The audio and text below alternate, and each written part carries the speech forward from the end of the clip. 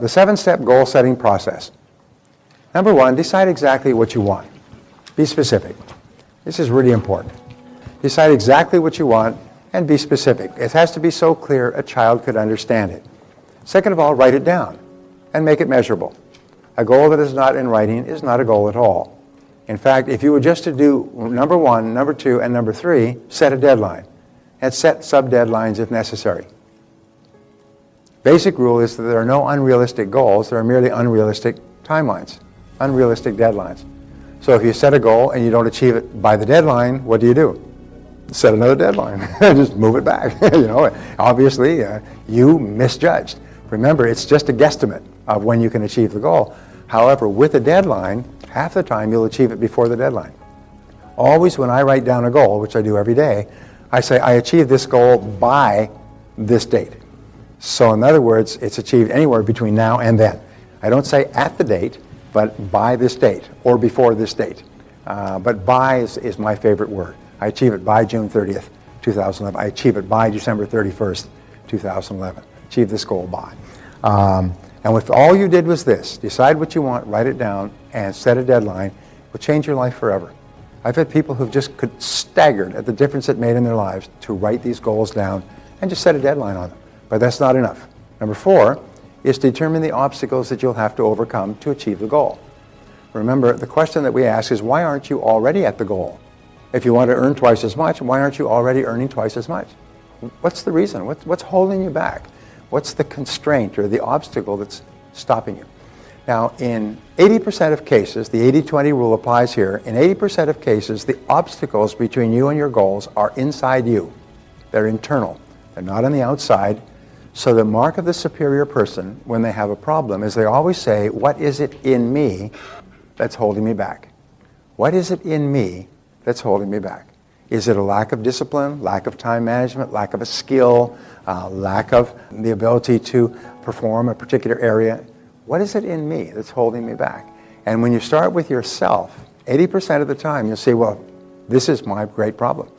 I have a book called Eat That Frog, which goes 21 great ways to stop procrastinating and get things done faster. It's based on 30 years of research into time management condensed into a little book. How many people have read that book? It's a good book? It's a life. It transforms people's lives because the number one obstacle in many cases is procrastination, and it shows you how to develop the habit of getting on with it and starting your most important task and just getting it done. And when you get into the habit of determining your most important task and then just doing it, your whole life explodes. Because after that, you start to get everything done. And you start to get more and more done. And not only that, you feel happy. As you do important tasks, you feel happy. Your self-esteem goes up. You have more energy. Your self-confidence goes up. You're motivated to do more things. So one little problem, procrastinating. People say, well, it's procrastination is what holds me back. It's taking the first step. Well, if you can overcome that, which is a learnable skill, you learn to procrastinate, by the way, by default. So what you do is you say, well, I'm going to overcome procrastination. And don't say I'm going to do it tomorrow or next week. I'm going to take a year, and by the end of the year, I'm going to be one of the best time managers and result getters in the world. Just give yourself a year and work on it every day. And I can promise you, 3, 6, 9, 12 months from now, you're going to be a production powerhouse. You're going to be the most productive person in your industry. You're going to be getting so much done. So determine the obstacles. Now, the next is determine the additional knowledge and skills that you will require. And remember, to achieve a goal that you've never achieved before, you will have to develop skills that you've never had before. You'll have to do things that you've never done before. So what are they? And here's the great breakthrough thought that changed my life at the age of 23, is that all business skills are learnable.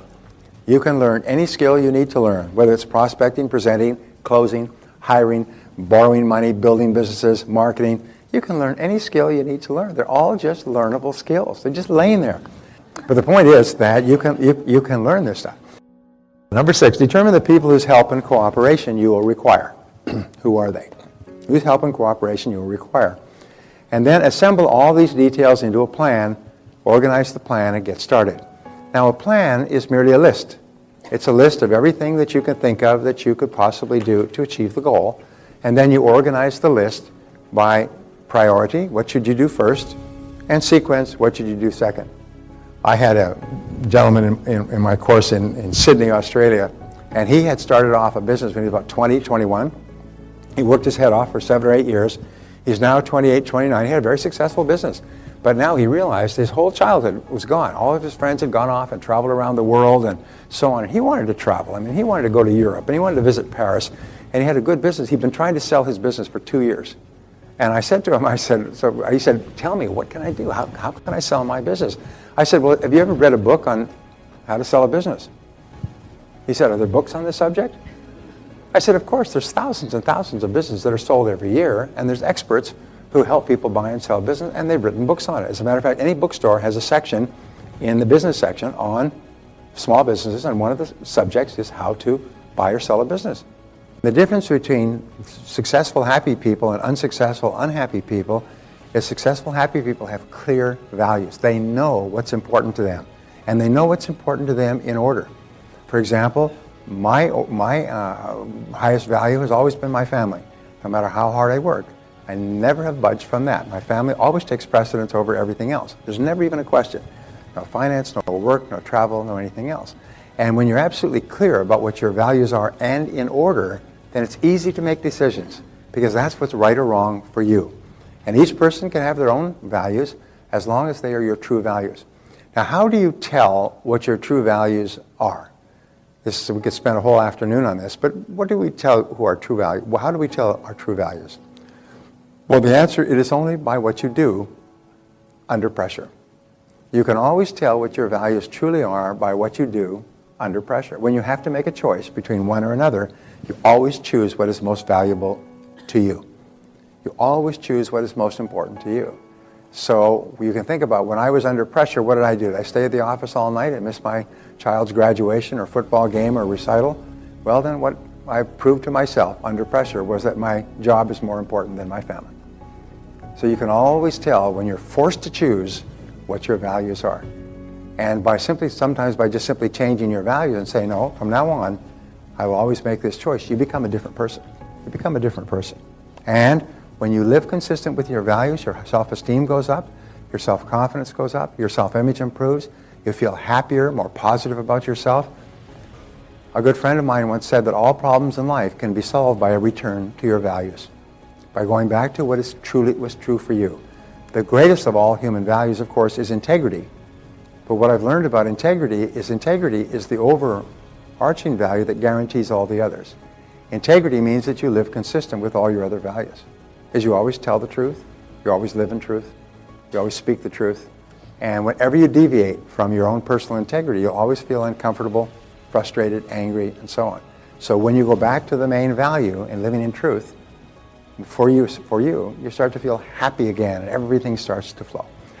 So here's the third question, is what would you do, how would you spend your time if you learned today that you only had 6 months left to live?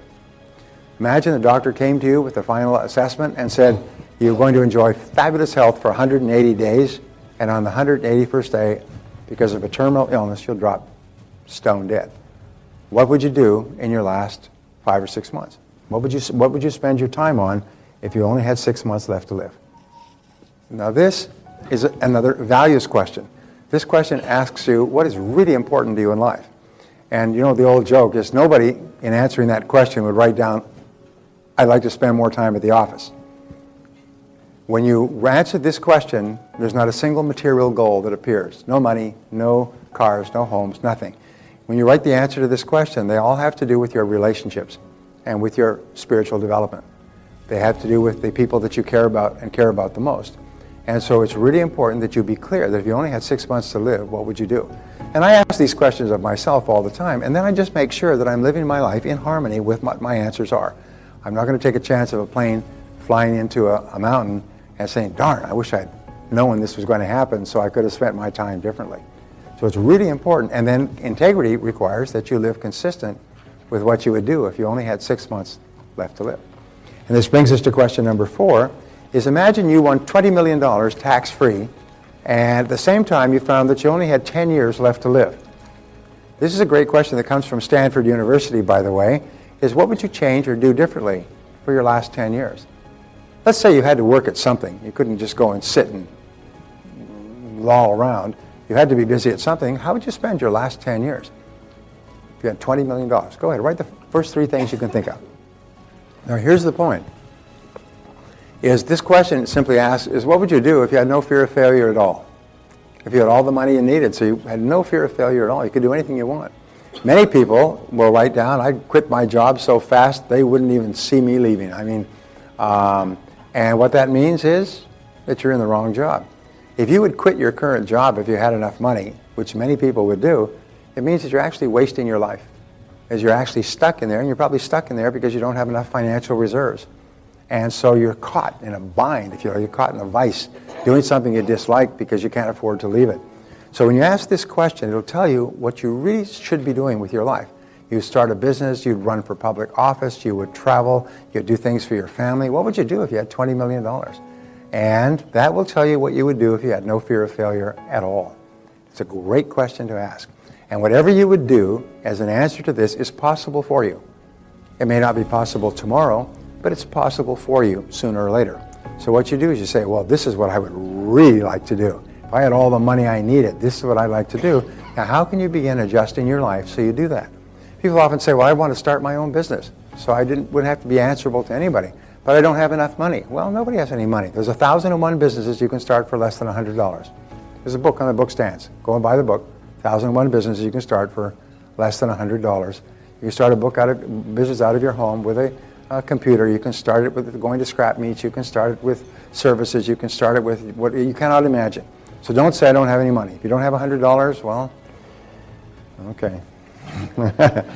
So number 5, what have you always wanted to do but been afraid to attempt? What have you always wanted to do but been afraid to attempt? You've admired other people who've done it. You've looked up to other people who've done it. You wished you could do that sort of a thing. Bungee jumping, deep sea diving, starting a business, running for office, writing a book, getting it published, becoming a public speaker, becoming a singer. What have you always wanted to do but been afraid to try it?